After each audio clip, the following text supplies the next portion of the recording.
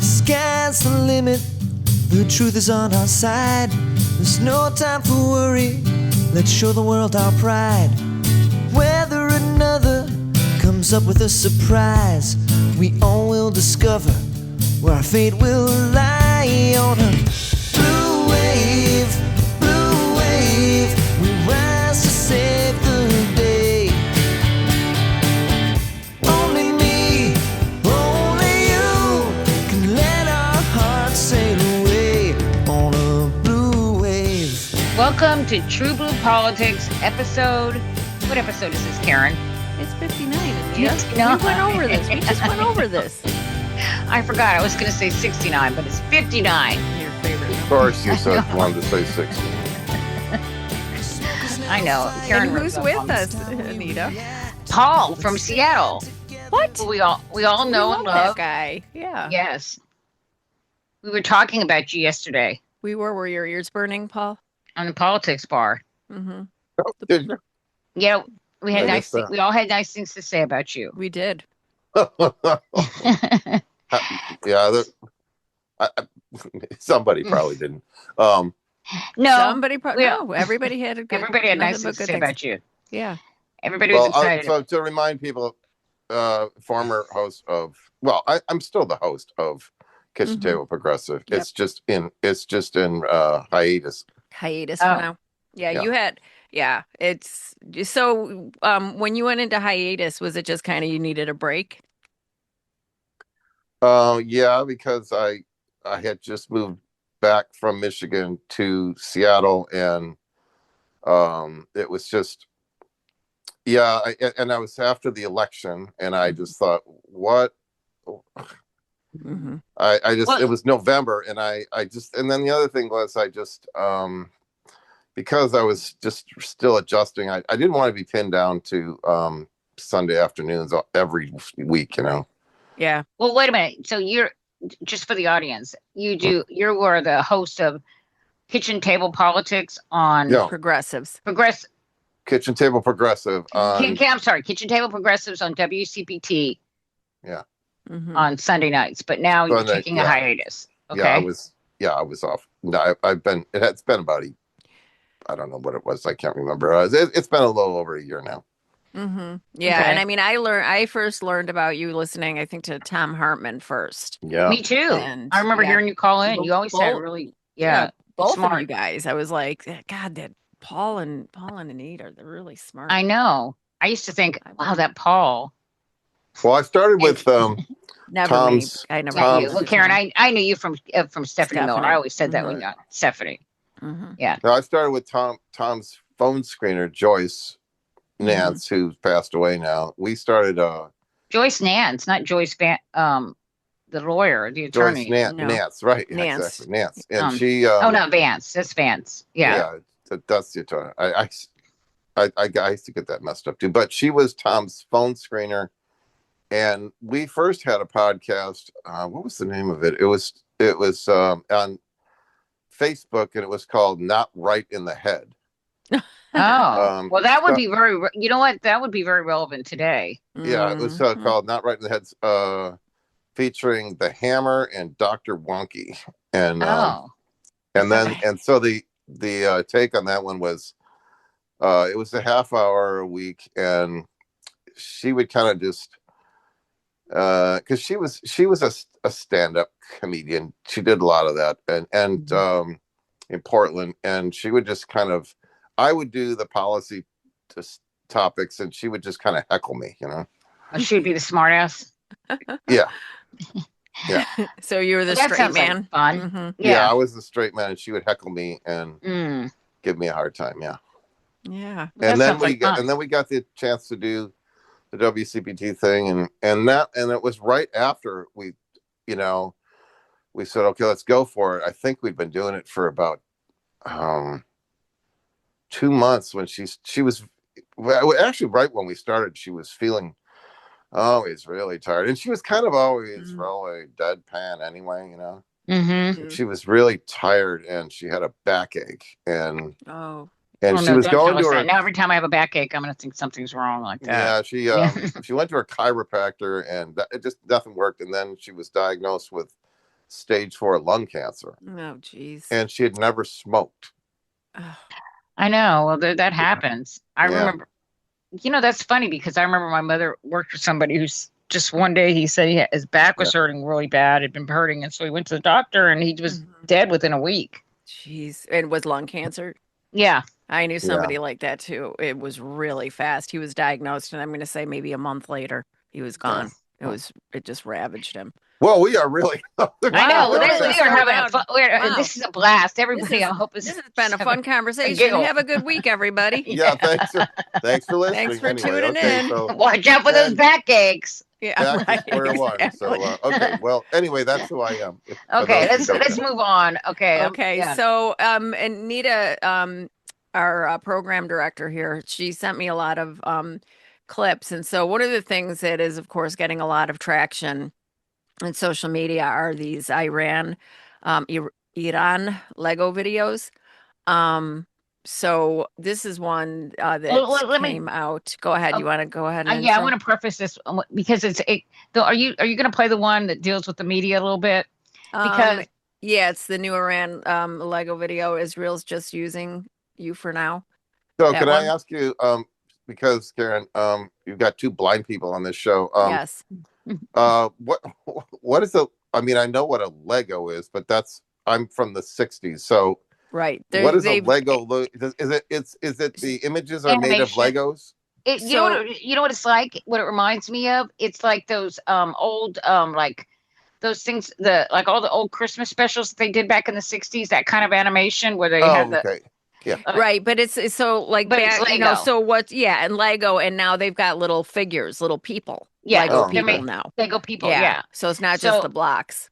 But what they're doing is it's such brilliant propaganda because they're using all kinds of music genre. Like they have some in country, they have some in rock, they have some in hip hop, and they're speaking to us and actually telling a story. And a lot of this stuff are things that Americans they put little details in there about what's going on in music, so that it's so we can Americans. We can play it, and then we can learn a lot from this. All right, go ahead. So I've never. Okay, so now, but let me just double check this, Anita. This is the one where it's Israel's just using you for now. Want to see the real truth? Watch how they talk about Jesus.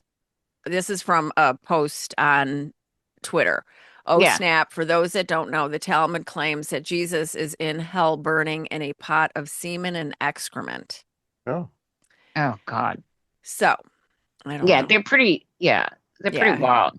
Yeah, here we go. Go ahead and play some of it. You can't see the animation, but you can the words. You can listen to it. Our inbox is flooded with Americans saying they don't watch the news. They listen to our songs instead, since your media is full of shit. Let's keep it 100 and talk reality.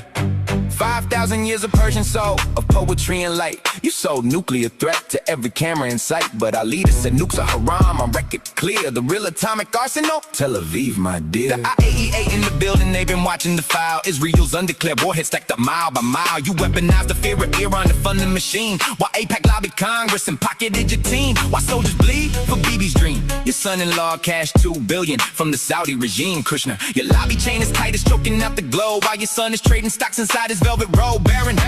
Wake up, America, open your eyes to the devil's design.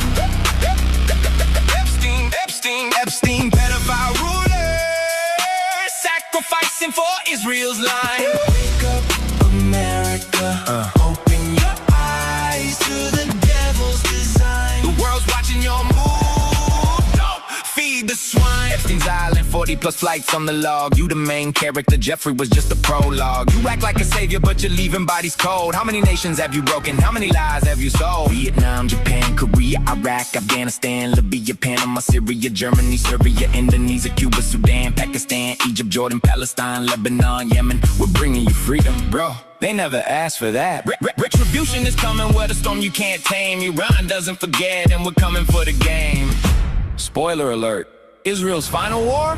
It's against y'all. Take it seriously. Before it's too late. They're just using you for now. Want to see the real truth? Watch how they talk on Jesus. Don't say I didn't warn you. Wake up, America. Okay. You see what I'm talking about? And there's one where they actually go through the history of America and all the oppressed people. Yeah.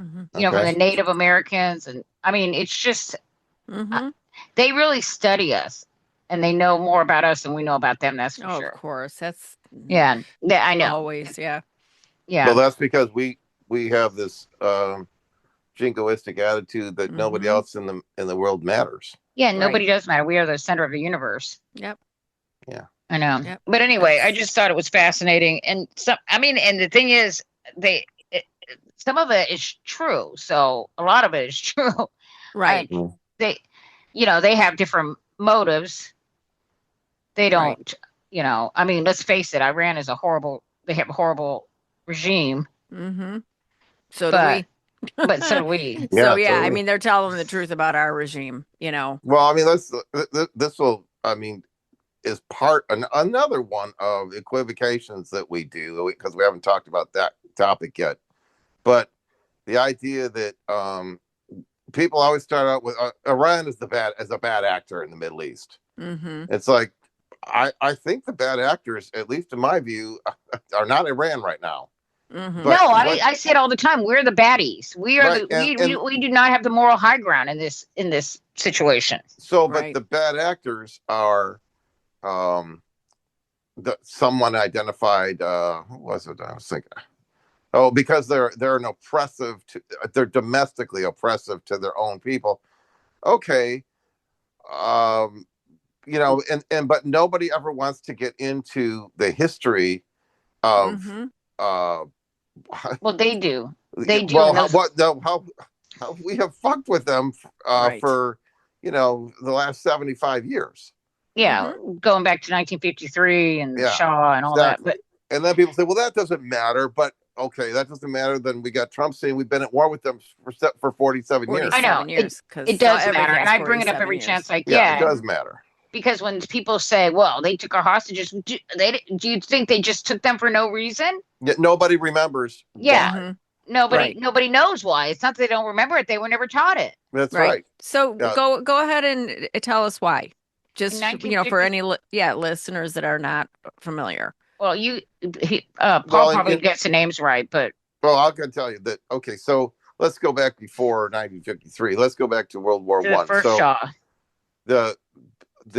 In World War One, for some reason, Great Britain, UK, Britain it was another British mandate. The British seemed to be in the Middle East, and after World War One, Britain was occupying Iran, and the Ottoman Empire, right? It was that. No, it wasn't the Ottoman Empire. It was actually. There were three Islamic empires. The Ottoman was the more western of one. The Iranian Empire was called the Safavid Empire. The Safavid never mind. Safavid, but that's essentially Iran, because that was the division that was the schism in Islam, was between the Sunnis and the Shia, and the Shia were in Iran. The Sunnis were in the Ottoman, and then there was another. India was called the Mughal Islamic Empire, and there were actually more fundamentalist, radical Islamic sects in India, like the Wahhabi, who are also in Saudi Arabia and India, but Wahhabin. Wahhabi. Yeah, I think the plural is Wahhabin. I'm pretty sure. So Iran had a monarchy, and it was since about the 1850s. The monarchy was the Pahlavi dynasty, and so there was a king, and after I think actually England was, or Britain was, essentially the occupier, but it was Islamic. But in 1952, Iran elected a secular leader. His name was Mohammed Mossadegh. Yeah. And so it wasn't a monarch anymore, and it was not Islamic. It was officially a secular government. Mm-hmm. But Mohammed Mossadegh decided to nationalize Iranian oil. Yeah. And cancel the contracts with British Petroleum. And in 1953, the following year, the United States, the CIA overthrew the Mossadegh government. Well, no, they instigated and overthrew a coup. Yeah, they instigated a coup.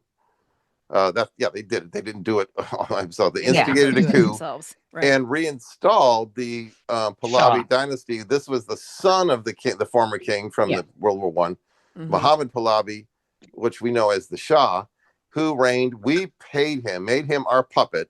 Yep. Paid him millions of dollars a year, and he was a brutal dictator. He was a tyrant. Yeah, he was a complete tyrant. Yeah, the people were pissed that you're going to give all the oil back to the West. And so finally it was actually in 1978, it was in the fall of 1978, there was a revolution, and the Shah, this Mohammed Pahlavi, he went into exile and came to the United States. Real quick, point of order. In January. He came to San Antonio, and they sent him to the Wilfred Hall Medical Hospital right behind my house. Oh, really? Yeah. You can see it from your house? I could see. Yes. You could see it from. I could see it from my house. I can see it from my porch. I can see it from my porch. Yeah. I remember there was all these cars that drove. It was. He was there. Iran was demanding his return so that he could stand trial for all the atrocities that he committed, and the United States. That was the Carter administration protected him and kept him there. That was a failure. That, in my view, a failure. Well, wait a minute, though. The Carter administration, I mean, it was U.S. policy. He was supposedly an ally. I'm not saying it was right or wrong. Yeah. But you have to understand, he wasn't. And he came from Jimmy Carter was a World War II vet. He came from a different era. Yeah. Well, wait, but see, here's the thing: is that the hostages, the Shah came to the United States in January of '79, and the revolution had started a few months before. He got out before they finally deposed him, but he went into exile. But they were demanding his return. The Iran was demanding his return, and the hostage. They didn't actually put the American embassy under siege until November 4th. So it was 11 months after. But he was dying. One of the things was he was dying when he came here. Yeah, that's right. I remember that. Yeah. So the embassy situation was, and it was the students. It wasn't the Iranian government. It was students who took and there was, they put it under siege. There was a struggle, but there was, initially, I think there were 60 hostages taken, 8 were released, and so there were 52 hostages, American hostages, which, by the way, it's the embassy. They were at work, so they were not harmed. They essentially lived at their job. They lived in their offices, and there were provisions. It was not a miserable existence. And every night on Nightline with Ted Koppel. Oh, I remember that. The speaker, the spokesperson for them, his name was a guy by the name of Terry Waite. He was on for all of these. Wasn't it Ted Koppel? Yeah, Ted Koppel. Ted Koppel, that's how Nightline started, was this whole Iranian hostage crisis. No, I think that's right. Yeah. And it was 444 days from, if you count this, from November 4th, 1979 to January 20th, 1981. Now, what day was that? Oh, that was the day inauguration day. That Reagan was inaugurated because the Reagan administration told Iran, hold on to the hostages until we'll let it till inauguration day. And that's a fact. Yep. That's a fact because that has come out by the guy that was dying from the Reagan administration who came out and told that. Yep. And the Carter administration, Jimmy Carter, not to his credit, he said, he said that he knew that if he went to war with Iran, he would be reelected. And if he didn't go to war with Iran, he would probably lose the election. But he said too many innocent people would be killed, and it possibly would put the hostages at risk. And there was one failed attempt to... Yeah, the failed attempt with the helicopter. Yeah, well, a couple of helicopters crashed into each other. But let me just say this. Every single one of those hostages came back alive. Yep. Mm-hmm. And as a matter of fact, then following that, just to be clear, Ronald Reagan was trading arms for hostages. Yep. Yes. Yeah. So in other words, this evil regime that took over, supposedly, Ronald Reagan was selling tow missiles to them because they were at war with Iraq. Mm-hmm. And by that time, Saddam was one of our puppets too. Yes, he but was. Saddam had said, I'm not playing your game anymore. And so Iran went to war with Iraq, and the United States was selling tow missiles to Iran to fund the Nicaraguan Contras. Yep, illegally against the Boland Amendment, by the way. And against the Boland Amendment. That's correct. Mm-hmm. Okay. All right. So that's the backstory, and so it's kind of like, okay. So, and we expect that everything has to be this present. Oh, well, what's going on now? And forget about, well, we F with them for, it's been over 100 years now. Right. Yeah, so this is not for nothing. My whole point was that everybody likes to say, "Oh, well, they took our hostages." Well, yeah, they didn't just take them for no reason, right? People can't even tell you why did they do that. Right. Yeah, a lot of people at this point. I was making this point. I can't remember, but I figured it out. 60% of the people in this country right now weren't around in 1979. But I wasn't around in 1953, and I know what happened. I know, but you're the exception. But you're the exception to the rule, Anita. Yeah. But I think that there are a lot of people that think, well, they're Muslims, it's Iran, and so they just take hostages, Right. They don't even think about it. That's what they do. Yeah. Yeah, that's what they do.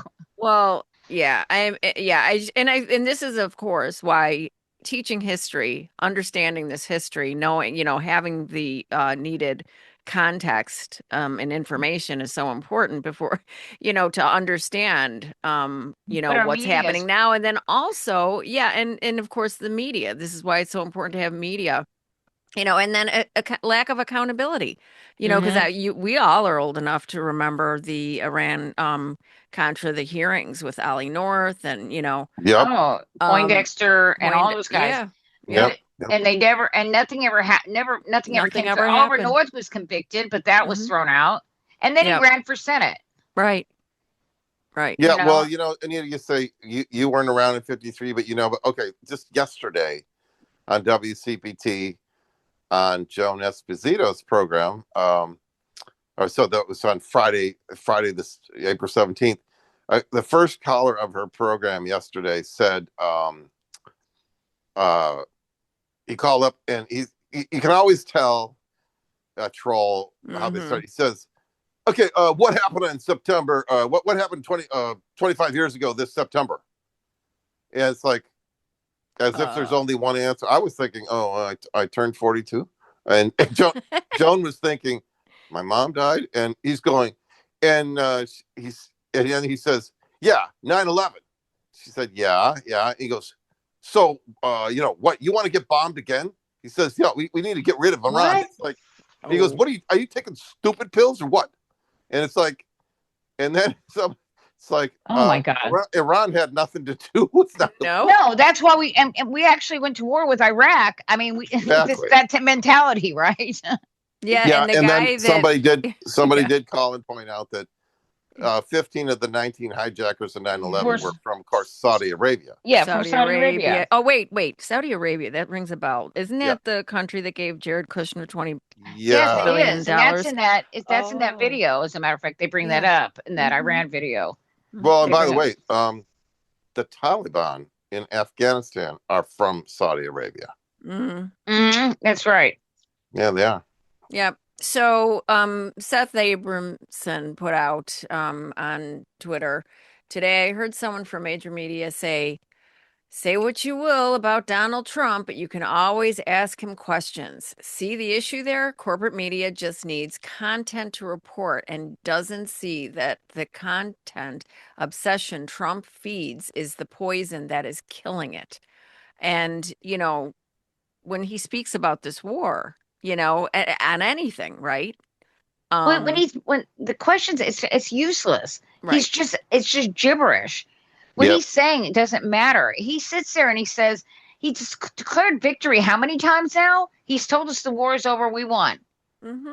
Right? Yep. I mean, why even bother to ask him anymore? Right. And then, Ron Filipkowski points out, amazingly, it seems like every Sunday night we get an Axios report that a peace deal is imminent. Yep. Yes. Axios has been, and not just Axios, we get, on yesterday morning, everybody was reporting, CBS, Reuters, everybody was reporting that the Strait of Hormuz was open. And everything was, and the truth is, that thing changed. Iran was still in control of the strait. Iran was still deciding who goes in and who goes out. I mean, who goes in there through there, and they were still charging like $2 million to go through. Yeah, and so what changed? Phil Stewart says Reuters is reporting that Iran is broadcasting this VHF message. Attention all ships regarding the failure of the U.S. government to fulfill its commitment in the negotiation. Iran declares the Strait of Hormuz completely closed again. No vessel of any type or nationality is allowed to pass through the Strait of Hormuz. And they bombed two tankers from India, or two ships. I don't know if they were tankers, oil tankers, or what they were, but two of them they bombed. Now, the people on there were okay, but they're not playing around. They're pissed off because the U.S. still has its blockade there. Well, and you know what else just also drives me nuts about? There's two things, but just the first one that's more present or relevant is that this wildly fluctuating stock market.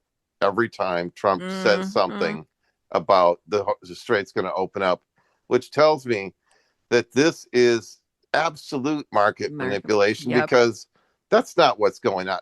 Who can trust the stock market? I don't have anything in the stock market. Who trusts it? Yeah, no. I know. Because well, you think I mean, what are these people really that stupid? That's like, the market was up 1,000 points yesterday because of this. Well, it's going down. I mean, it's going to go down again. And as a matter of course, fact, it's going to. Oil was going down, and then they figured out. Now the oil market's been a little bit more, skeptical, because they're not really dropping, like plunging like the stock market has been ridiculous. But the oil, it started going back up when they realized, oh wow, nothing's changed. So it's all based. I mean, how many times are they going to get fooled? It's all based on Trump's deranged lies. Yeah. Well, there are definitely people that are taking advantage of it. Yeah. But you guys will see the gas prices are going to go down any moment. Gas prices are going to win. 6 months from now. Yeah. or 2 weeks. Or 2 weeks from now. Or a year. In 2 or maybe weeks. Tomorrow. Yeah. 2 weeks. 2 weeks from now. That's right. Yeah. 2 weeks. Yeah. So Anita, the Seth Abramson thing that you sent me, the Iranian gunboats, is this the one you were talking about? Iranian gunboats fire on tanker after closing Strait of Hormuz again.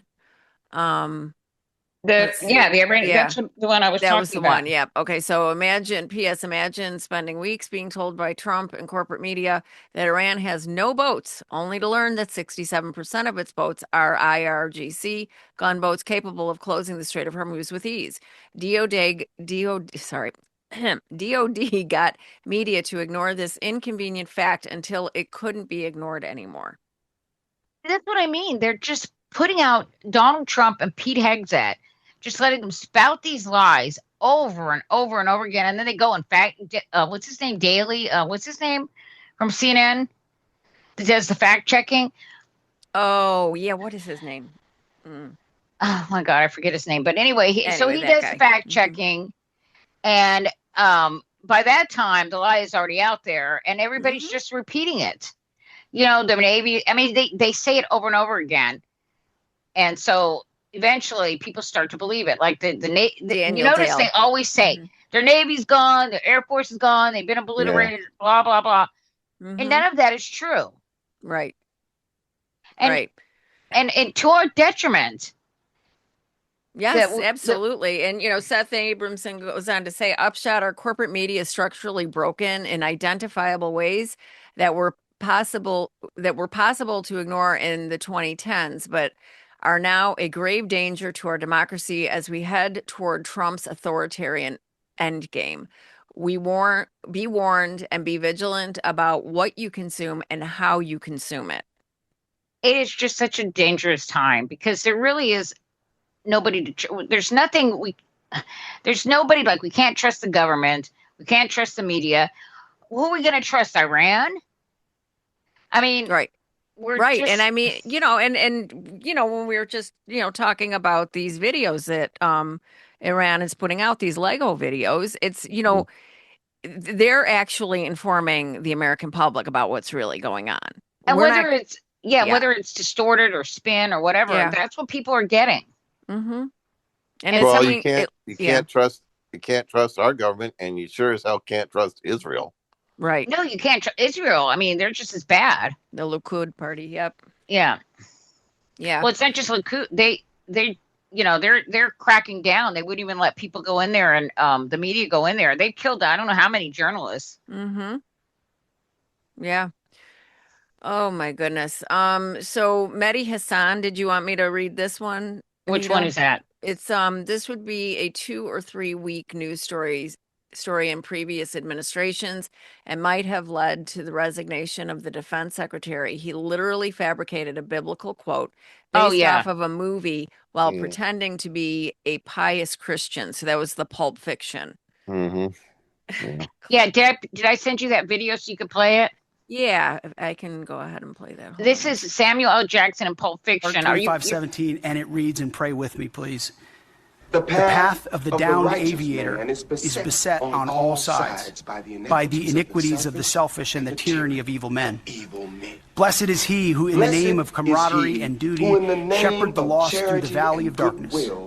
For he is truly his brother's keeper and the finder of lost children. And I will strike down upon thee with great vengeance and furious anger those who attempt to capture and destroy my brother. And you will know my call sign is Sandy 1 when I lay my vengeance upon thee. And you will know my name is the Lord when I lay my vengeance upon thee. I give it to Samuel L. Jackson there. He gets the Academy Award. Yeah, he absolutely.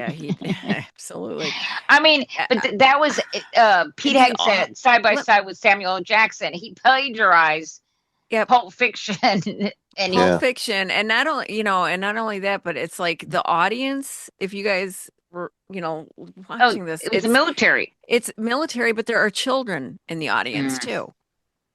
It's bizarre. These people are so off the rails. I love it when they talk about religious lunatics in Iran. Oh my God. Yeah.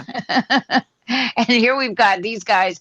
I don't know if you've seen it where they all these religious, freaks show up with Paul White and they lay hands on Donald Trump. It's so weird and creepy. Mm-hmm. And then she was comparing him to Jesus on Easter. Remember that? And then he puts out this thing of him as Jesus and they're like, oh my God, I can't believe you do that. Blasphemy.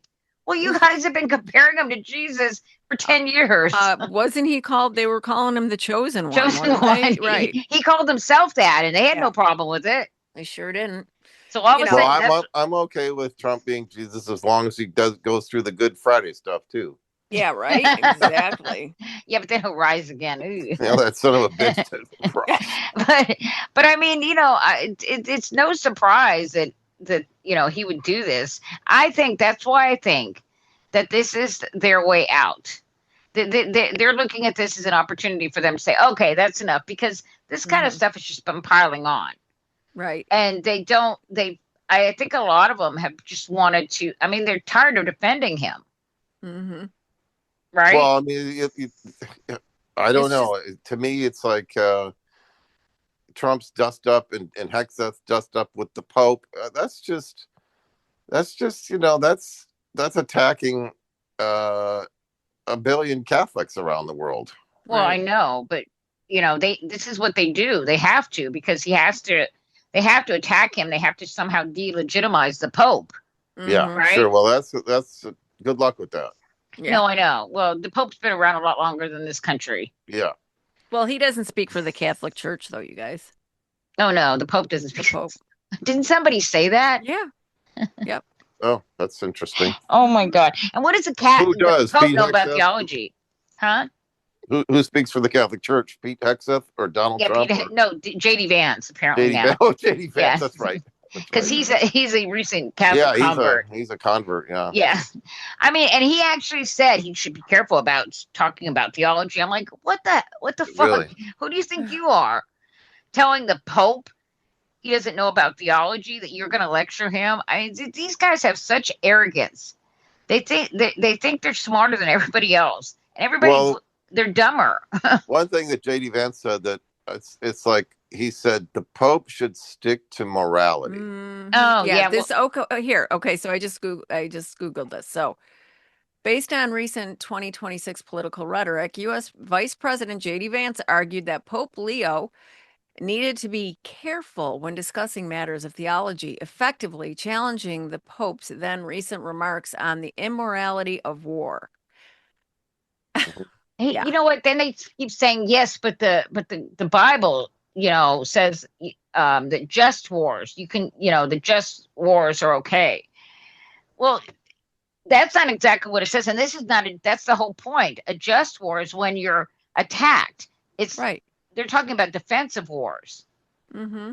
I think that's church doctrine, and that's that's church doctrine. But J.D. Vance doesn't know that. But if he's telling the Pope stick to morality, then what he's essentially saying is that his war there is outside of morality. That makes it immoral. So right, yeah. Why are you? Yeah, stick to morality. And they've exposed themselves. Yeah. Well, I have to say, I think J.D. Vance is an idiot. Mm-hmm. I'm Yale law graduate or not, he says so many stupid things. Yeah. Mm-hmm. It's just I don't think he's very bright, honestly. I don't think he's very bright either. I just think he kind of works hard to get to yeah. He's figured out that the way you try and appeal to these idiot rube, is being an idiot. Is be an idiot. I mean, look at Donald Trump. It's like, okay, he's careless about. Well, Donald Trump really is that dumb. Oh no, yeah, definitely, yeah. Yeah, but if J.D. Vance is just kind of catering to the MAGA morons, then right. He's pretty careless about it, because he says a lot of dumb things. Yes, well, so does Ted Cruz. I mean, Ted Cruz sat up on the Senate floor and read Green Eggs and Ham about when he was doing a filibuster on the Affordable Care Act, Obamacare. Right. Green Eggs and Ham was about people who won't try something new.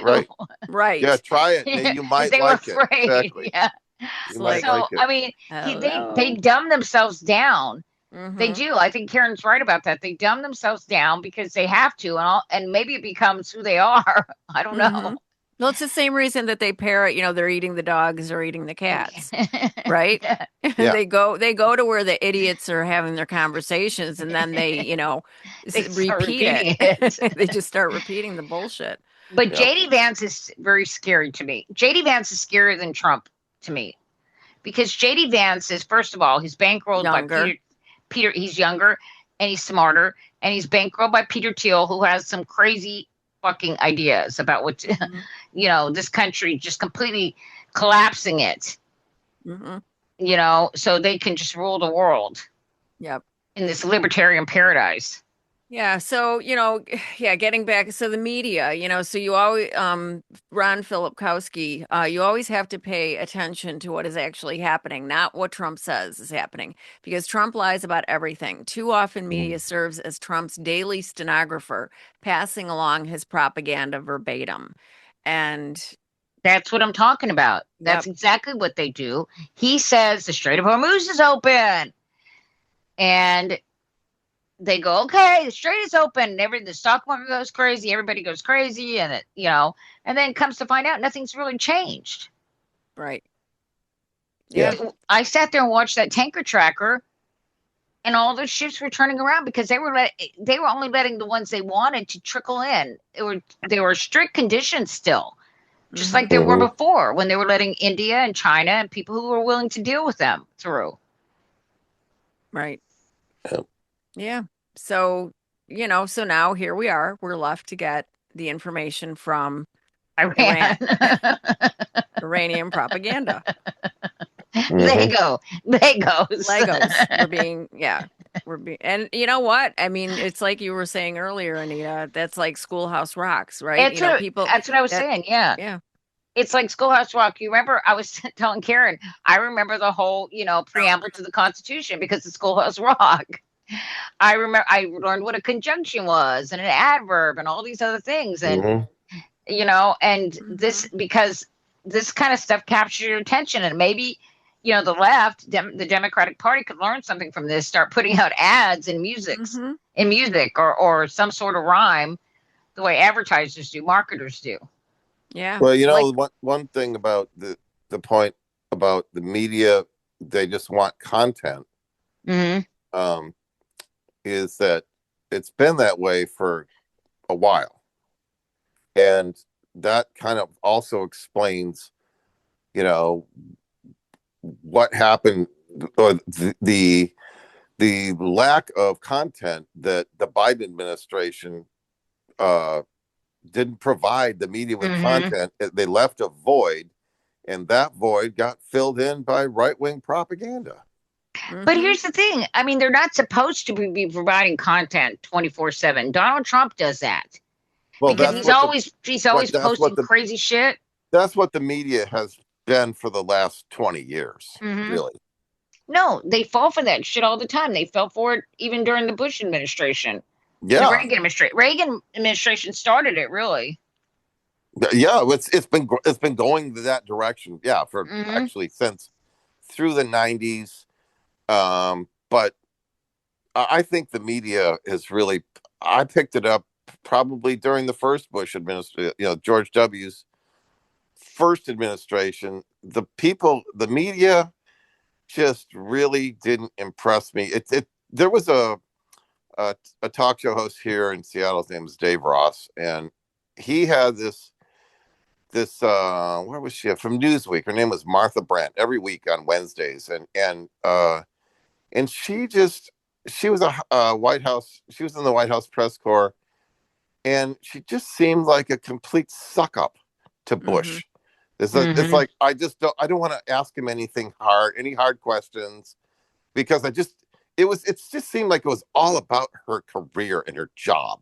It's not because when you think about 30 years ago, the 80s and the beginning of the 90s, the White House press corps still had Helen Thomas, Sam Donaldson, and I mean, the White House press corps was tough through the Reagan era, and now then when the younger generation came in, it was just like, no, this is about my career. I'm not rocking the boat, because I don't want the president to be frustrated with me and kick me out.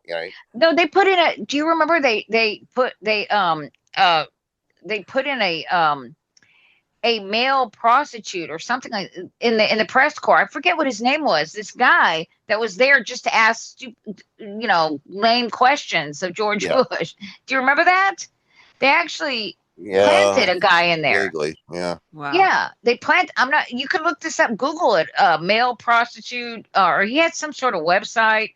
It was all fake, and they put him in there to ask easy questions or to just kind of prop up George W. Bush, and that's what he did. Yeah. Go ahead. Yeah. You're right, though, about the younger generation. I don't know if the journalism schools have changed or this false. Well, You were talking about the false equivalency. They teach them that, I guess. They teach them that you can't to be. It's biased to actually, you know, report reality. Well, it just became this. It kind of goes on with the consistent with the Fox News.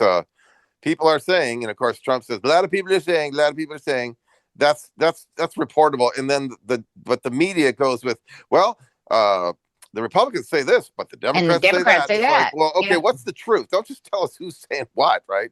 I know. Yeah, I mean, you can. Besides, that's stupid because there's more than just two sides. I mean, there's a lot of people are saying a lot of things. Why don't you report all of them? Well, a great example of that is climate change. You never hear them talk about that anymore. Nope. Because they have to, because the Republicans don't believe in climate change. Right. Well, we got to talk about something everybody agrees on. Yeah, and we can't talk about that because then we have to show you both sides here. See? They think it's not happening. Democrats say it is, but Republicans say it isn't. Exactly. Right. How ridiculous is that? It is like junior high school newspaper. It's yeah, really. If you like what you're hearing, please consider subscribing to TruBlu Politics Podcast on Patreon. At any level you can, it is so appreciated and so needed. Anita and I would love to be able to increase the frequency of episodes. We would like to upgrade equipment to make these podcasts even higher quality.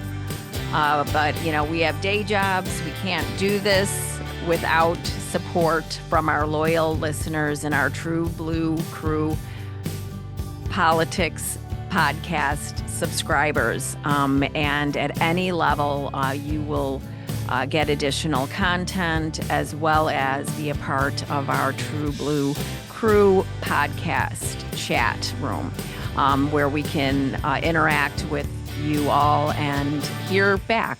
Give us some feedback. Whatever platform you're listening to this podcast on, please consider giving us 4 stars, 5 stars, and a review. We love hearing from you, and we couldn't do it without you. So please consider subscribing. Buy me a coffee. Buy Anita a coffee. And keep the fight going. We are living through unprecedented times with attacks on our democracy and our rights. So we want to continue to be voices in the resistance, and along with you, keep fighting the fight against this autocratic regime. Thanks, everybody. We love you. And so the media does it, but then, I think that there are some in the Democratic Party, like, this Democratic strategist that I wrote this Substack about, who have this terrible habit of, trying to quantify or qualify every statement. So I was listening to one of our favorite shows, and this person was on, and so I wrote this Substack. So I'm just going to read just the beginning. Listening to a Democratic strategist begin an assessment of Donald Trump by stating that Joe Biden wasn't perfect, but my immediate thought was that no Republicans would ever begin a sentence with Donald Trump wasn't perfect, but. And for me, it is indicative of why so many people in this country fall into the both sides do it narrative. When we have a mainstream media that has always tried to appear fair and balanced by deferring to the Republicans in their coverage of politics, as the feckless host of fill-in-the-blank Sunday morning talk shows let Republican guests off easy with softball questions and the predictable, well, we'll have to leave it right there, end of an interview after their Republican guests gish gallop and filibuster rather than answer what should be an easy question. The pattern has always been that Republicans seem to be briefed and supplied with talking points so that every media appearance, regardless of who the Republican mouthpiece is a carbon copy. Meanwhile, the mainstream media has always asked hardball questions of every Democrat, which they should, and Democratic guests, whether politician or strategist, seems to qualify statements by first saying, while not perfect. So, Paul, you have some thoughts about Yeah, the whole this approach of saying, starting a sentence with Biden wasn't perfect, but and I just heard somebody the other day say, well, the Obama nuclear agreement wasn't perfect, but, and this is this attempt, I guess, by some voices on the left, not all, but there are voices on our side, on the left, who I guess they think they're showing that they're being objective. They're trying to portray that they're being objective and even-handed by saying, well, it wasn't perfect. But see, that's not being objective, because unless you're going to say what was wrong with it, you're leaving it a very subjective and open thing. So that's been a pet peeve of mine. I can remember when I used to piss. The reason why I think they always did it, because Obama used to do it too. It was always a qualifier, and it was always, well, you know, the economy is, you know, people are still suffering. Yep. You know, people are still suffering. A Democrat can never go and just say outright, you know, how the economy's booming, how everything's, you know, moving upward, or, you know, they always have to make sure that they don't miss out. They don't miss these people that are suffering. They don't, like, and maybe it's because we're Democrats and we're supposed to care about those people, which we do. And we don't. Republicans never have that problem, because they feel like they're not even. They don't give a crap about people who are suffering. We're not Americans as far as they're concerned. Yeah. And black people definitely aren't Americans. Yeah. Remember, what was it? Lindsey Graham made that little. Yeah. I think that's it. It instead of addressing what work is left to do, they can't just. This has been going a long time. I'll just tell you this story quick. I've told you guys, but I haven't said it on the program here. That, you know, it was, I think it was 1993. I was a young teacher. I was teaching high school, and I had this.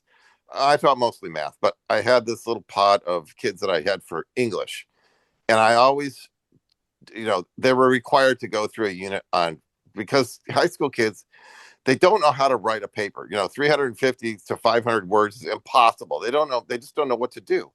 So I taught them how to write a 3-point essay. And, you know, I would go through the thing about, okay, here's a way to do it. Like, why your favorite baseball team is the best, right? And you start out with a thesis paragraph that's going to introduce 3 reasons. You could say, because, you know, the Cubs or whatever, they have great fielding, or great hitting, you know, really good pitching and great fielding. Or you could say, you could make 2 of them. They have great hitting and their pitching. They have a great starting rotation, and they have a great bullpen. However you want to do it, it's 3 points, and then you summarize it. So this one kid, I remember this because he was the only one who kind of picked politics, and he was against NAFTA. And so I said, okay, so he did I'm talking about the model. I don't care if your points are the best and your facts are, you know, rock solid. I just want you to write the model. And so he does it perfectly. And he gets to his, you know, he says, NAFTA's bad, NAFTA's bad, NAFTA's bad. Here's the 3 reasons. Great. I said, okay. So then he gets to his summary paragraph, and he starts out, his summary sentence begins, people who are against the NAFTA have a lot of good points, but I went, no. But that sounds like a Democrat. Exactly. I said, it sounds like a Democrat. Republicans have some good points. Yeah, but I said, you never talked about any good points. You just said you've trashed NAFTA for, you know, all these 350 words so far. You can't wrap up by saying people have a lot of good points. Leave it to them to argue their good points. But I hear so much of this, but as if, well, and I don't want to argue, or I'm trying to be nice or whatever. No, because all you are is leaving the door open. And when this guy on, I heard it on Wednesday, maybe it was, that, and I can't remember what program, but it was somebody from the Chicago Tribune who was on WCPT saying, he said, well, the Obama nuclear program, you know, wasn't perfect. And I just said, but then unless you identify what was not perfect, you can just presume that what wasn't perfect about it was everything that the Republicans already said was wrong with it, right? I heard this also, Mark Pocan, was they were questioning Bobby Kennedy Jr. Yep.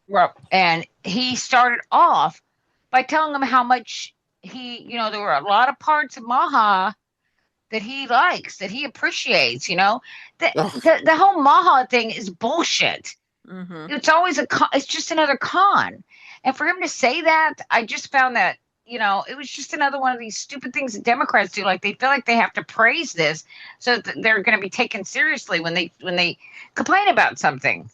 Oh, well, Mark Pocan he's a good example of when he was on Tom Hartman. I called one time and said, I said, you know what we need to do? And I don't know who I was suggesting. Impeach Clarence Thomas or John Roberts or somebody. And he said, well, we're not sure that we're going to get the majority in the House. It's like, oh, why don't you just shoot my idea down? Oh, geez. It's just like, oh, okay, well, thanks. So, well, hey, let me, can you give me a call if you get a majority? Otherwise I'm just gonna kick back and not pay attention to whether you get your majority or not. But if you do, hey, good luck with that. It's like, what a lack of enthusiasm. That drives me. Yeah, it just was like, well, we're not sure. We got to get a majority first before we can go. It's like, why not go forward with? Yeah, when we get a majority, we will do that. Oh, well, how about when they talk about how this war with Iran, and they start off by talking about how Iran can never have a nuclear weapon. Yeah. Oh, yeah. Right. I'm like, what? I mean, that's not even, look, that wasn't even happening. We have to start off with that preface. You have to start off by saying they weren't even trying to get a nuclear weapon. That's what the intelligence agencies have already told us. And by the way, Donald Trump said he obliterated their nuclear program last summer. Right. But instead, they start off with, well, we can't let Iran have a nuclear weapon, as if this war was somehow justified. Right. Well, but then this is the other thing, is that and that's not the reason we're in the war. We're in the war because Israel began the attack. I know that, but now all of a sudden, if you've noticed, they have kind of pivoted. Right. Now they're focusing on this whole thing about Iran having it. Donald Trump keeps saying we could never let Iran have a nuclear weapon, and the Pope wants Iran to have a nuclear weapon. I mean, he keeps saying it so that's what's gonna. He thinks if he keeps saying that, then this is gonna be the reason everybody's gonna start believing that was the reason why we did this. It's gonna seep in, right? Yep. Well, and then there's the other part with Israel that. If you criticize Israel, boy, you are flirting with anti-Semitism, right?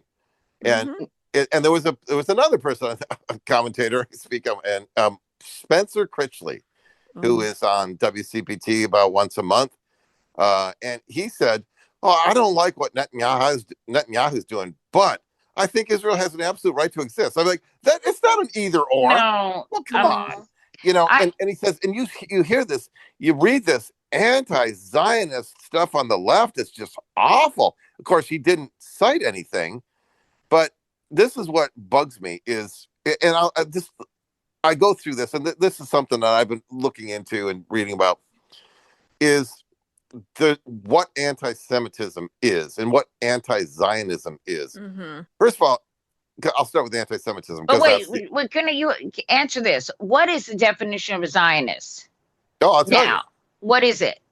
Well, Zionism. Well, I know what it is, but I know what it. Here, let Paul. Okay, go ahead. Okay, well, let me start with the anti-Semitism. Anti-Semitism is the oldest one. So this grew out of the Jewish Christian antagonism between the two from the first century, right after Jesus was okay, and it was initially the persecution of Christians was initially done socially, not by the Romans. The Romans didn't even know who the Christians were. It was initially done by Jews who thought that Christianity, this new sect, was a blasphemous form of Judaism. So they were, and of course they were encouraging that, you can eat with Gentiles and all this. It's like, no. So there was persecution from Jews on Christians, but by the second century, Christianity had developed and the church was getting underway, and so there were Christian apologist writers, and one of the first was Justin, or known as Justin Martyr, who he wrote things like, one of the things he wrote that was, anti-Semitism is essentially a theocratic criticism of Jews. It's anti-Jewish theocratic criticism. And one of the things that he wrote was, that I just read this week, was that that circumcision is God's mark on Jews, that they will not have salvation, and that's their mark, because they can't accept Jesus. So anti-Semitism is based in a theocratic or theological difference or antagonism with Jews that early Christian writers. But what does it mean now? It does. That's what I'm getting to. Okay. So there is also just generalized common bigotry about Jews, such as things that, Jews are cheap, Jews are greedy, Jews will try to cheat you. All that the has bullshit. nothing to. That all has the nothing lies to do. that Hitler. Yeah. That has nothing to do. And I don't know what if Hitler had just generalized bigotry against Jews, or he actually held some anti-Semitic, which are based in theology, beliefs like that. But anti-Semitism, for the most part, that's most common bigotries against Jews are just common bigotries. They're not based in any theological. I know, but let's see, colloquially, it's anti-Semitism is hatred of Jews or bigotry towards Jews. I know, but that's the problem, is that then you have Zionism, was the movement where Jews in Europe started migrating to the Palestine region to make settlements that were only Jewish, no Palestinians allowed. Okay, and then they came back to the homeland, back to Palestine, to resettle, and then of course in 1948, the state of Israel was recreated, and it was a Jewish state in which essentially Palestinians were second-class citizens. And the problem is that, okay, you can say, I think Jewish people should have a homeland, but at the expense of making some other people stateless. Is that right? But is Zionism really that? Because I don't look at Zionism as that, thinking that Israel should be allowed to exist.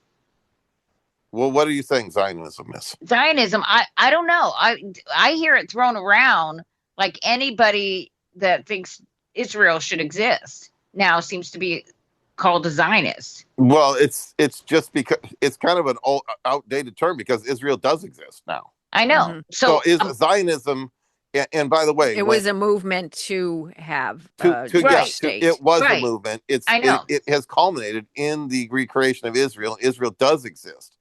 So so when this Spencer Critchley was saying the left, they're anti-Zionist, criticizing the Israeli government it's not anti-Zionist. It's not. No, I know, but see, the problem is people are throwing the word Zionist around so loosely. That's what I mean, is that people don't really know what the hell they're talking about. They don't know what they're talking about, exactly. But so it bothers me. I wish we would just get rid of that. It all gets lumped in as, you're flirting with anti-Semitism and anti-Zion, and you're just like Hitler. It's like, well, no, I mean, no. But I'm sorry, but Israel. The facts are, Israel has been the most aggressive actor in the Middle East compared to their neighbors. Well, that's true, but my problem is with Bibi Netanyahu. Right? Yeah, it's not with Israel itself, with that regime. And Israel has been in the past aggressive, even without Bibi Netanyahu. That's true. Yeah, right. But there are other factors involved, like where they are. Yeah, I think anybody that says, uses slogans like "from the river to the sea," and doesn't acknowledge the need for a two-state solution. I mean, I know people. I dated a guy whose family he grew up in Jordan.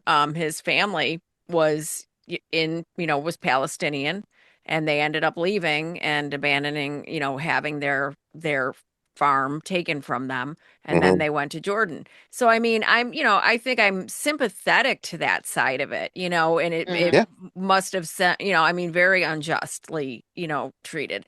But at the same time, I also understand after centuries of persecution, pogroms, what happened in Germany, Europe, really. Europe. in Europe, exactly, Eastern Europe, that the need for some Jewish sort of Jewish state, because they were just, throughout history, thrown out, persecuted, yeah. yeah. So I'm sympathetic to all of it. And I think that the only reasonable and logical solution is a two-state solution. And I just wish that we could get to that point. Well, yeah, because there are people on our side, so they're not really the people on the far left who don't see it that way, who don't, like Karen said, say from the river to the sea. But I ask them, look at the ground you're standing on. Mm-hmm. Look at the land you're standing on. This is arguably stolen land, right? And so why are you here? What are you going to do? Where are you going to go? Unless you're an indigenous person, right? Yeah. Then I mean, so it's a bunch of bullshit. It's a bunch of performative bullshit as far as I'm concerned. The Palestinians are indigenous. Both the Palestinians and the Jew, yes, they are ancestors of the Canaanites. Israel, what we call it, is the land of Canaan. Right. But we can't go back like that. When we're here, how far back do you want to go? And I mean, if we're going to have that conversation here in the United States of America, yeah, no kidding. And you're screaming, we're talking about 300 years, right? We're not talking about that long ago. Right. Well, right. Okay, look at this. And this is where I compare what's happening to the Palestinians to what happened to Native Americans here. Is that, and this is from, my studies in constitutional law. Okay, so Israel was renamed Palestine after the Israeli-Roman War. It ended in the year 70. And Jerusalem was completely destroyed by the Emperor Hadrian in the year 134 because it was a hotbed and there was a lot of uprising there. And so there was no Israel for like 878 years before 1948. Yeah, but here's the thing: is that in a case, in 1823, in the Supreme Court, the court ruled, and it had to do with land and who it belonged to. It was the sale of land, and one party said, "This is ours because we got it directly from the Indians," and the other party said, "Well, we got it directly from the federal government." So the court ruled that the party that claimed they got it directly from the Indians didn't prevail because the court ruled, get this, that the Native Americans do not and never did own any land here in the United States because they didn't have a doctrine of ownership, but the European settlers did. But are you really going to go back? I mean, if we want to talk about who was there first, whether they had a piece of paper that said they owned that land or not, right, whether it was the Jews or whether it was, the Semites or whether it was the Palestinians or whatever. I mean, are we really going to do this? Right. I need a two-state solution. That's the only thing we can do. Right. I think that's the only way forward. And but of course it's not a simple thing. And it's how we get there. How do we, it's one of these with the Democrats. And I think they lost Michigan because nobody wants to risk. It's the, well, I don't like what Bibi's doing, but, I don't want to be cast as anti-Semitic, so I have to put up with this guy who's a murderous thug. He just destroyed Gaza. Frankly, I'm not sure there wasn't a deal with Hamas. I don't think a lot of people, they weren't thinking they want to seem anti-Semitic by going against Bibi. That's not what happened. There were people. I think what you're saying, it's like people are afraid, to criticize Israel, the Israeli government, because they get accused of being anti-Semitic, and that does happen. But that's becoming. That's you got going the knee-jerk away. People who just say, oh, you're anti-Zionist. You know, I mean, that's it. You can't criticize them without having to Not bounce in the back at Democratic you. Party anymore. In the Democratic Party, people are just outright criticizing them because you know what? Israel it's too over what they're doing. It's too brazen. Right. And so now I don't hear that. Maybe there's some Republicans that are afraid. I don't know. Because they don't really, there's a lot of anti-Semitism in the Republican Party. And they have their own, you know, problem with evangelicals. Yeah. Who, you know, look at this as some sort of holy or biblical thing. Right. You know, they want to take. Yeah. Okay, so let me get let's kind of let me get to my list of phrases that drive me nuts. Okay. So we're gonna get the list, and then I think we're gonna end on that note. But before we're gonna do your list, and then after that, Anita sent this video she wanted to surprise us both with. So all right, go ahead, Paul. You have so I have there's about maybe 4 or 5 things here that we have a progressive talk radio bubble that has phrases in it that are just meaningless, and it actually does affect our representatives. They hear us and they start picking up this. So we're partly to blame. Okay. So the first one is, can we all please stop saying adjudicated rapist? Okay. Just rapist. I say that all the time. No. Listen, stop. We have to stop, Karen. Anita says it. I do. But he's right because I do say it all the time. You know why?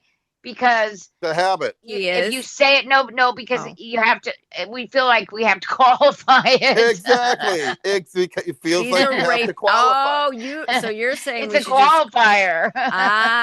Okay. That, you know what? That's it. I'm writing that down. Yep, right now. No more. I'm remembering that one too. Well, look at this way. Listen. And here's what we're doing. And when you say that, and this comes from Mom's list. Mom said, "What's that?" And I said, "Well, Mom, Trump was found by a jury in civil court. He can't go to jail, so it's not a criminal charge. So in other words, we're presuming that regular people on the street understand that when we really need to start realizing everybody's pretty stupid. Yeah, he's a rapist. And the jury didn't give a fuck if it was a civil court. Right. He raped her. He raped E. Jean Carroll. Well, and not only that, but the reason why it's the jury qualified it because in New York State, it can't be rape if it's digital and it's not, penal or whatever. Oh, but no, the judge said it was but we didn't even know that it was. Yeah. But the judge said he's a rapist, so she was pretty clear about that. Okay, so just say rapist because he had a little wait a minute. Wait a minute. Okay, go ahead. He couldn't tell the difference. I'll tell you what. Couldn't tell the difference. Is that your finger? No. Just a minute here. I would rather be on the side who says he's a rapist than somebody going, no, he isn't. Somebody on the right going, okay, what? No, he's an adjudicated rapist. Okay. Oh, what do you mean by that? Go ahead. Right. He means he can't go to jail for it. That's solid. But he did it. Yeah. Listen. No, here's the thing. Okay, you made your point. Wait a minute. You made your point. Okay. Hold on. Does anybody ever say that O.J. Simpson was an adjudicated murderer? No. But wait a minute. He was. Good point. That's the icing on the cake. That's it. Yeah. He was. Wait, O.J. Simpson was acquitted in the criminal trial. That's true. He got convicted in the adjudicated in the civil trial. He was adjudicated for wrongful death. That's right. But you know what? If you ask ChatGTP who killed Nicole Brown Simpson, I said that, and it said O.J. Simpson murdered Nicole Brown. I said that's false. Wow. I'm going to start saying that though. O.J. Simpson is an adjudicated murderer. Yeah. Okay. Here's the next one. Okay. So let's go to the next. Let's go. Okay. Go number list, 2. Right. Let's go. Okay. The next one is this drives me crazy. Is the distinction, and we know who says this all the time. Small D Democratic.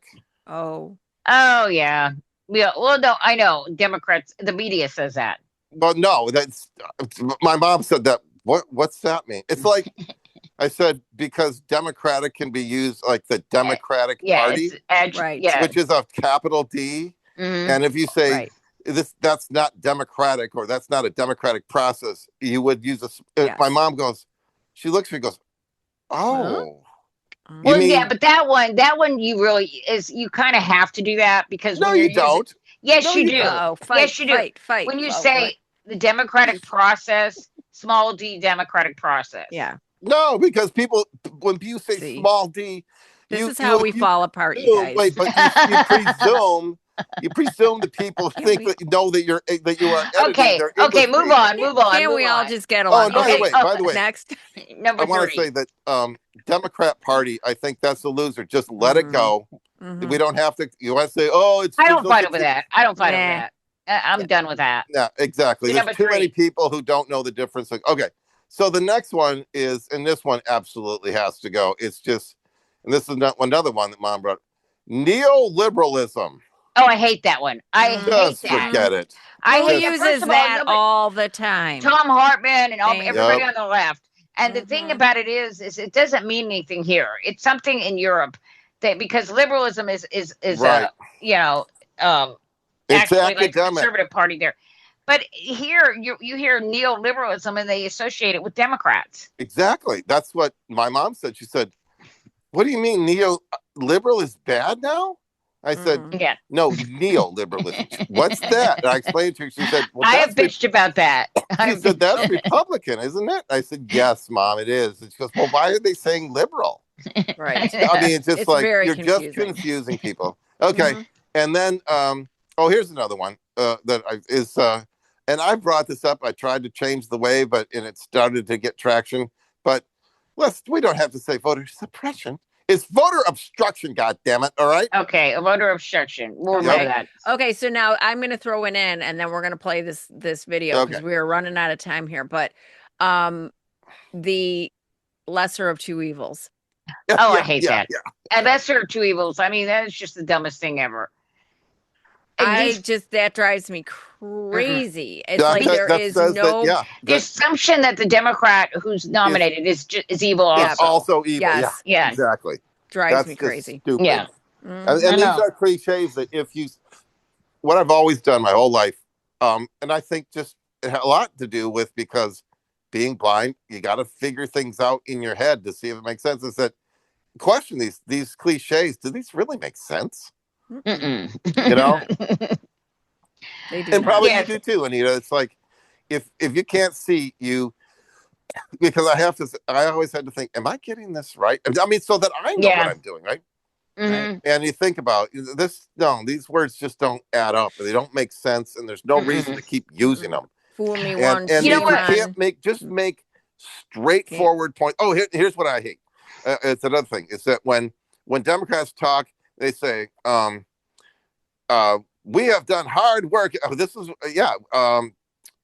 Juliana Stratton said this. She said, "We've done the hard work. Is there more work to do?" Of course yes, that's a qualifier. People are still hurting. Of course there is. I was like, oh, please, just don't do the Donald Rumsfeld. You go to war, right? you know. No, that's what I'm talking about. The qualifier. Well, people are still suffering. Yep. Yeah. Don't qualify don't qualify. The other side doesn't do that, and all you do, you discount your message by 40%, and you lose about 60% of the people while doing it. They're not even the solutions to the problems, right? Exactly. Like, and then they run around, but then they take credit for all of the things with the infrastructure bill. Every single win that the Biden administration was able to get accomplished, they ran around and they went to their constituents and said, "I did this," and they didn't. They all voted against everything. Yep. And also, when you do that, when you qualify things like that, it gives them ammunition. It gives the other side ammunition. And not only that, worse than that is that saying it's not perfect and qualifying things, you will get no flipping credit from anybody for doing it. The media will say, "Well, it's not perfect. They'll just parrot what you said." Exactly. So you know what, Paul? I think this should be a usual segment on our podcast. I think so too. I think, pick apart what we say. Yeah. Our own, because you know what? Otherwise, we are going to risk, we are already in a bubble. There's a bubble of stuff we just went through. Mm-hmm. And I have a few words. We'll talk about them another time. Polarizing. Yeah. Oh my God. Controversial. Yes. We're gonna have to have you back. And we're gonna do more of this because I think it is important. It's important. I think it's very important. You know what? It bothers me because growing up, my dad was a professional musician, he was a jazz horn player, and he played the jazz trombone for 85 years before he died. And my dad, when I started playing music, my dad said, listen, you don't talk about yourself. You don't need to blow your own horn. If you're any good, people will be talking about you. But that generation is gone. Right. No, we have to brag about it. Absolutely. So we're going to call that segment. We're going to move on. We're going to call that segment the Emily Litella segment. Okay. What? And another thing, remember Gilda Radner's character, right? Litella, and she would what's with? I don't know if people what's get with that Soviet jewelry. Jewelry. I don't know if people will get that. A lot of people haven't. Well, we will, and that's all that matters. I didn't. I don't get it. I don't remember that. All right. Well, Paul and I do. So there. But I don't. So. Okay. All right. Then we won't leave you out. Okay. Well, thanks. All right. So I'm going to play this video that Anita wanted to share with us. You do know who Erica Kirk is, right, Paul? I know who she is. I've never heard her talk.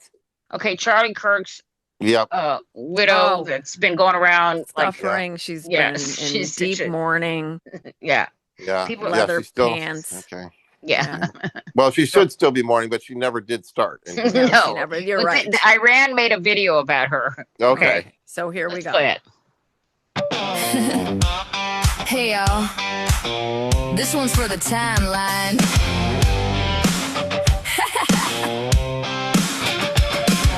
Erica was tired of the Perfect Wife show.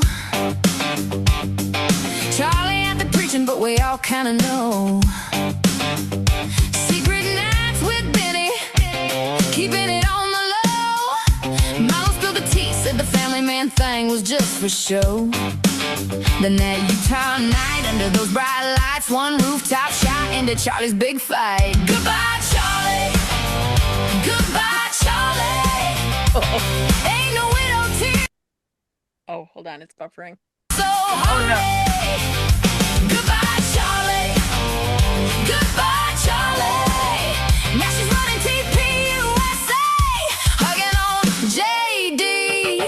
Took over the org faster than you could blink. Changed the wheel, moved the cash, didn't miss a thing. Wrapped her arms around Vance, fingers through his hair. Whispered, you remind me of Charlie, honey, we all stare. She's crazy, she's wild, she's living her best life, while the internet's screaming Black Widow, that's right. Police said lone gunman, case closed real quick. But the conspiracies are thick and the rumors are slick. She's glowing on stage with the next big thing. Erica's crazy era, let the whole world sing. Goodbye, Charlie. Goodbye, Charlie. She's the new queen now, living wild and free. Goodbye, Charlie. Woo! Goodbye, Charlie. Erica's crazy era, sing it loud with me. Yeah, goodbye, Charlie. Goodbye, Charlie. Wow. Yeah. They show him getting shot or something, don't they? Yeah, they do. Yes, they do. Oh my God. Woo.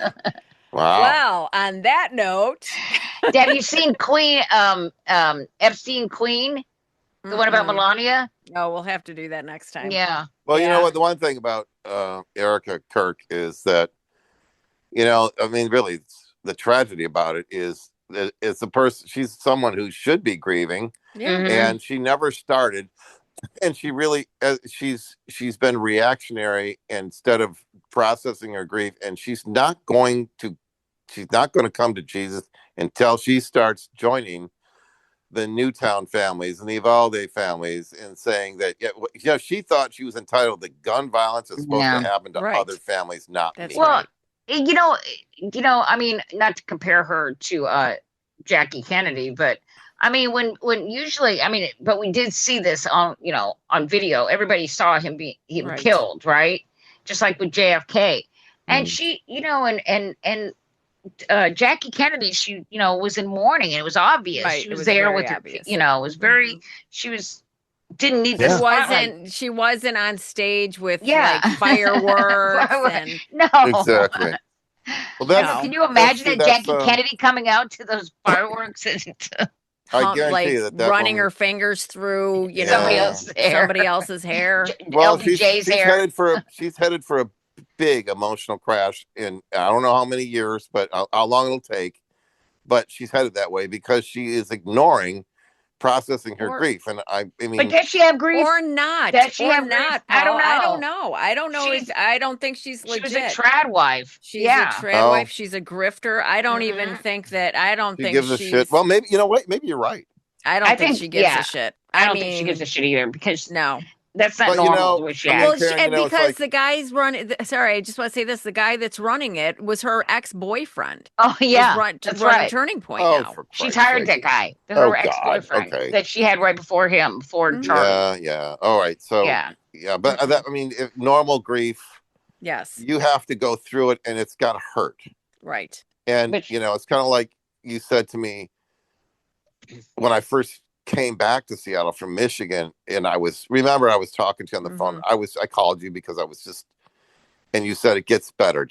It does get better, and it does. But and now I can live with Mom's death. Actually, I still get lonesome. I still get. Sure. I miss her, but I have a lot more. I'm treasuring the memories and everything now more than. But it's harder when it happens suddenly. Her husband was killed suddenly like that. Like my mother died suddenly. And it took me over 10 years. Yeah. Yeah. And your mom was so young. And I think that's my point. Yeah. That is different. Yeah. You're right. Yeah. But yeah, I just, as far as, losing a parent, it's like we always kind of know it's the day will likely come if everything's in order, right? But it's you never are fully ready for it, and it's still a loss regardless of anything. It's still losing somebody and leaving a void. And I mean every Christmas, like I really resented Christmas, like having to decorate and do all of the things that you have to do at Christmas. I just felt so resentful because it always fell on me, right? And you know what? My whole attitude changed, like, especially after my mom passed, because that was something that I did for her. Like, I would go out and help her get her Christmas stuff out. And growing up, that's what we did together. Yeah. And it is one of those things that, now I actually take great joy in like decorating and seeing the finished, and just. Well, my mom died around Christmas, and it was really hard for me. I'm sure. Yeah. And I learned. Because I have kids. I had small kids. Right. You had to. Even though you didn't feel like really And she has small kids. Right. Yeah. Right. And I was doing caregiving for 5 years. I thought it was going to kill me. It's just, the stress just gets so overwhelming. I was just going through so much anxiety and stress while she was alive. And I know she felt like could I just die so that she wouldn't, be a burden on me. And it's just like, but when she sick? Was she sick? She was old. She had congestive heart failure, but she was stable. It was just like they kept telling me this could go on another couple of years, Paul. I mean, she has congestive heart failure, but she's stable, and there's no reason to believe that. How old was she? She was 90. She was just a little shy of 95. Yeah, so you knew it was going to happen soon. Yeah, but it's like I thought when I moved there it might be a year or two, and turned out to be 5. Wow. Yeah, well, listen, let's wrap up this episode. Okay. So, Paul, listen, we're going to have to do this more often with you. Paul should do a regular segment for us. We should tape him and have him do the qualifiers. We can do it. I think it's much more fun getting together. So we'll have to do this more often. I don't always hear them all, Yeah, and we started doing some bonus episodes that we post on YouTube, so we can do that too. Yeah.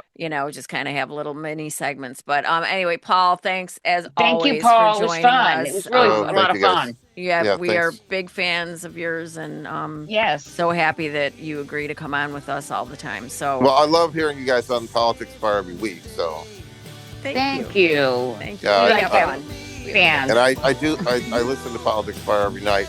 That's my kind of my supper time, and I put them on, and for better or for worse.